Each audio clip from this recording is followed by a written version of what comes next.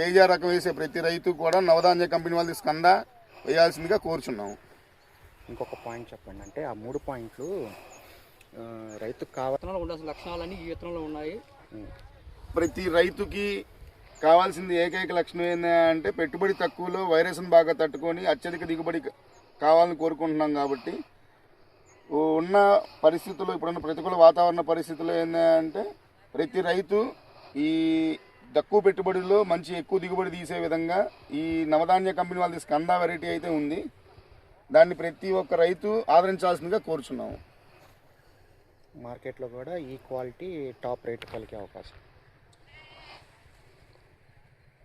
మన మార్కెట్ దానికి వచ్చేటప్పటికి చూస్తే కనుక తేజ రకాల్లో ఉన్న వాటిలో టాప్ రేట్ పలుకుతుంది. మనకి కాయ కలర్ క్వాలిటీ బాగుంది, సైజు బాగుంది, అండ్ వెయిట్ బాగుంది. ఈరోజు మనకి ఇది ఈ కలర్ వాల్యూకి వచ్చేసి మంచి రేటు కూడా పడే ఛాన్సెస్ ఎక్కువ ఉన్నాయి. బాగా గింజలు ఎక్కువ ఉండటం వల్ల అధిక బరువు ఉంది.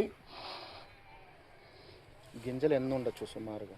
సుమారు దాదాపుగా మన అంచనా ప్రకారం 85 నుంచి 100, 95, 100 దాకా ఉండొచ్చండి. ఆ వెరైటీగా వస్తే ఏంటంటే కాయ బరువు బాగా వచ్చింది, సైజు బాగుంది, బాగా లెంగ్త్ ఉందండి.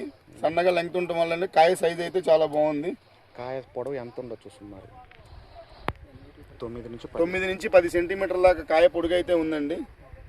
ఈరోజు పై కాయ కూడా చూసుకున్నా కూడా మీకు ఎక్కడ కాయ సైజు అయితే తక్కువ లేదు. ఇప్పుడు ఇది మన మూడు స్టెప్పులు అండి. కింద ఎండుకాయ ఉంది, మధ్యలో పండుకాయ ఉంది, పైన పచ్చికాయ ఉంది. పచ్చికాయ కూడా చూసుకున్నా కూడా మీకు సైజు అయితే ఎక్కడ తక్కువ లేదు. ప్రతి కాయ సైజు కూడా పచ్చికాయతో సహా సైజు కూడా చాలా బాగుంది. దానివల్ల ఏంటంటే ఇప్పుడు మామూలుగా మిగతా రకాల్లో కొన్ని మనం మాట్లాడుకోకూడదు, సైజు తగ్గుతూ ఉంటుంది. దీంట్లో అయితే ఎన్ని కోతలు కోసుకున్నా కూడా ఒకటే సైజు మెయింటైన్ అవుతుంది.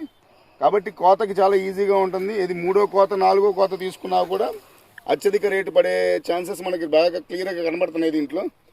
దానివల్ల ఏంటంటే మనం కోరుకుంటుంది ఏంటంటే ప్రతి రైతు తేజ వేసే ప్రతి రైతు నవధాన్య కంపెనీ వాళ్ళది స్కంద అనే విత్తనాన్ని ఆదరించవలసిందిగా కోరుచున్నాము. ఎంతో కొంత వేసుకోవాల్సిందిగా కోరుచున్నాము.